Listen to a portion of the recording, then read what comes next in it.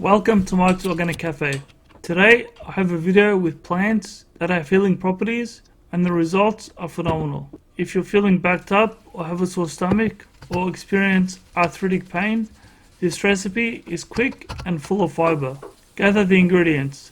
Nettle, nettles for arthritis, hibiscus plant when it's green not flowered for a sore stomach, balagsoon for constipation. I don't know the English name, Google can't translate it. If you know it, it would be a great help if you share in the comments. Thank you. It's a green spiky wild plant with more fiber than broccoli.